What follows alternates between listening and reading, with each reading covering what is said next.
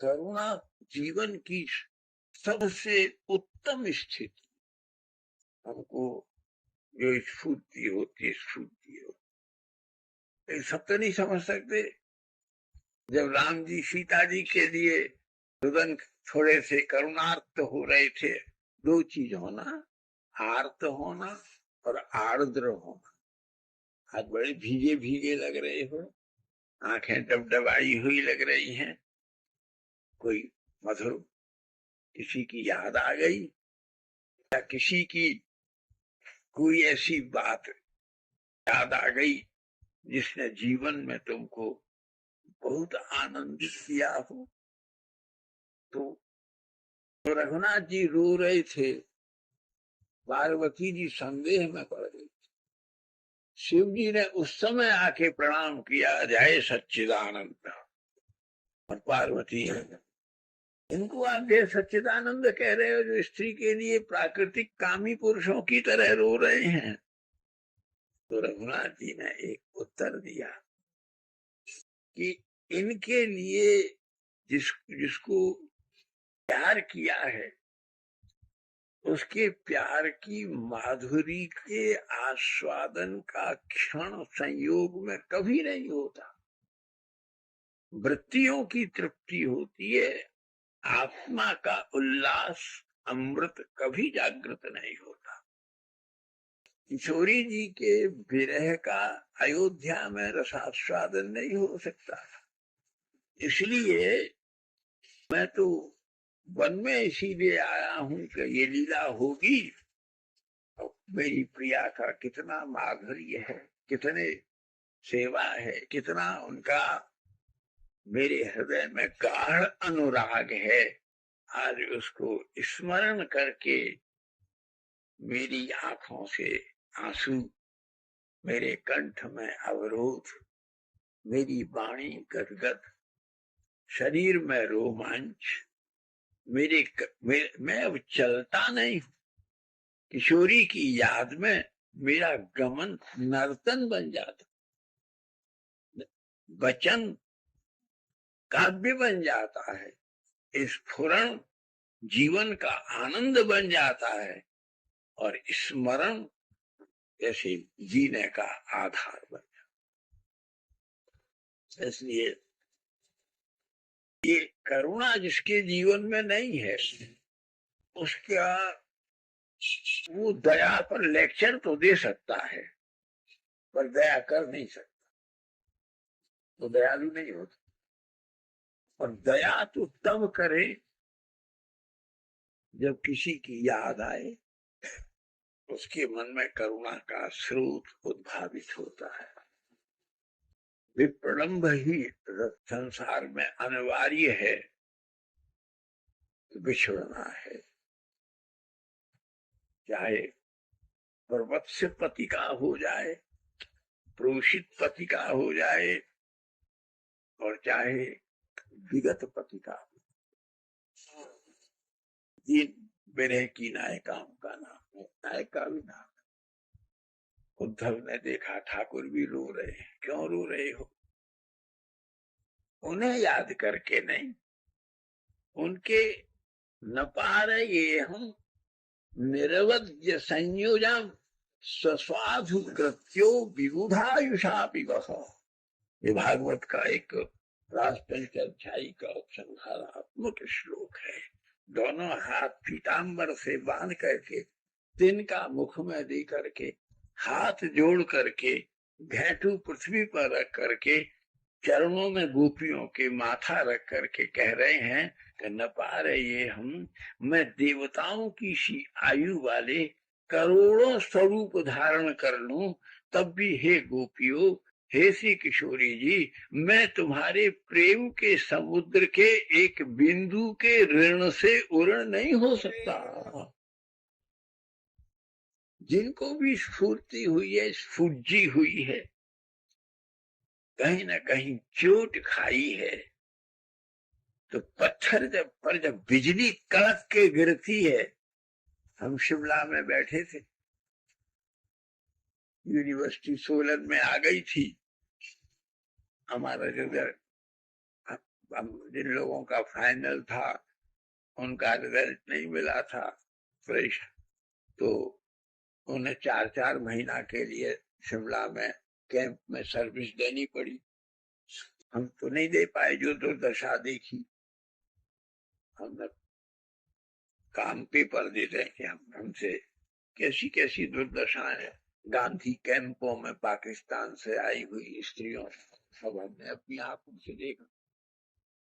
1947 तो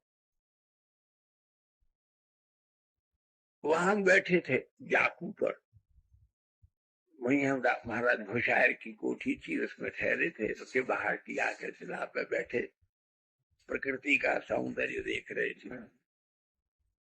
तो अचानक बिजली कड़की बड़ी जोर से और एक पर्वत की शिला फट गई, कल कल कल कल करके उसमें से पानी का निर्झर निकला, पानी का।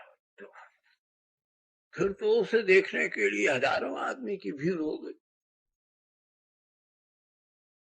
हमको भी ऐसी स्फूर्ति हुई कि हम कुछ लिखने बैठे, और उसमें एक मस्ती में एक किताब लिख गई, नारी महाकाव्य की रचना कर दी, जिस पर आज 3 PhD हो चुकी है। और हमने बिना सोचे बिना रूपरेखा बनाए, झरना वहां फटा, झरना एक वहां पैदा हुआ, एक हमारे मन में पैदा हो गया, जो ग्रंथ के रूप में कल कल करके हो गया। ऐसे ही किसी की दृष्टि की, प्रेम भरी दृष्टि की बिजली जब पत्थर के हृदय पर भी पड़ती है, तो कोई प्रेम का ऐसा झरना प्रकट होता है जिसमें इतिहास के पृष्ठ रंग जाते हैं और आने वाली सृष्टि भावान्वित हो जाती है। करुणा है। रावण का नाम है जो सदा रोए, रुदती सर्वदा सदावण। राम सदा प्रसन्न है, लेकिन फिर भी भगवान रो रहे हैं अपनी प्रिया के लिए, अपने किसी दुखी भक्त के लिए। विभीषण का अपमान सुना, दुखी हो गए भीषण, आओ लंकेश तुम बैठो, मैं तुम्हारी ये दशा देख करके मुझे बहुत कष्ट है।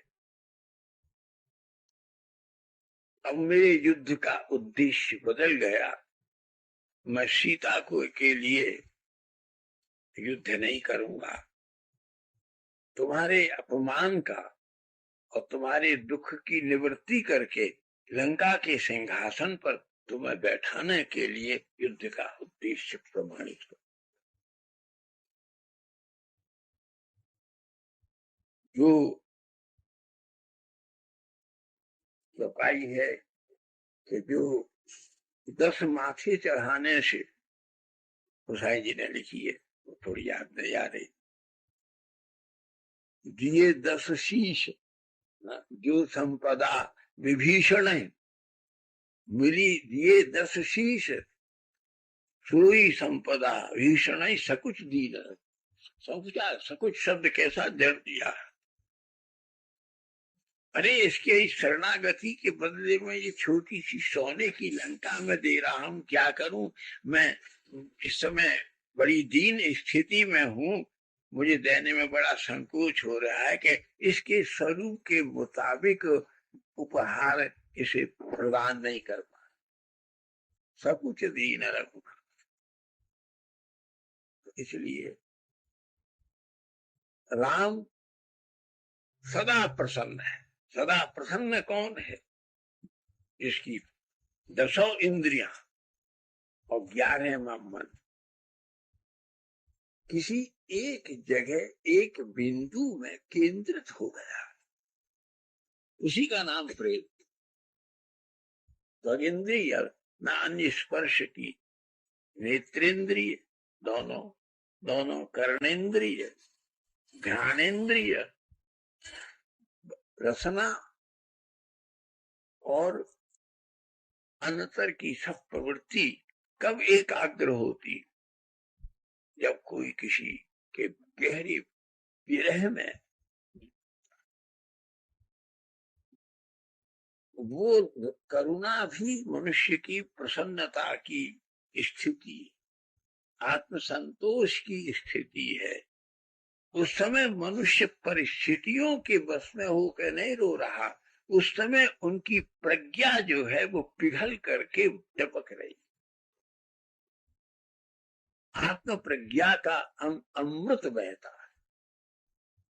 उसी आत्म प्रज्ञा के की आर्द्रता से वाल्मीकि रामायण का प्रादुर्भाव हुआ है।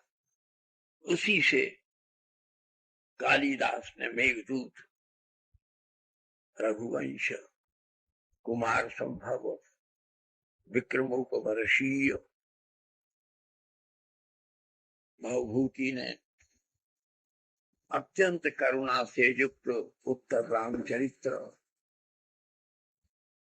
और बड़े बड़े काव्य, सब काव्यों का जन्म कहाँ से हुआ है?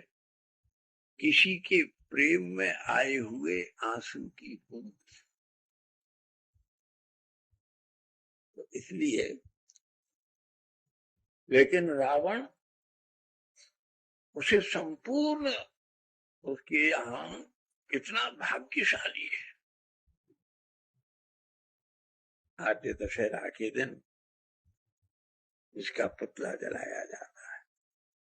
दक्षिण के लोग इसका बहुत विरोध करते, और एक दिन तो एक ऐसा आंदोलन चला था जब दक्षिण में राम के विग्रह जलने लगे, हम वहां उपस्थित थे।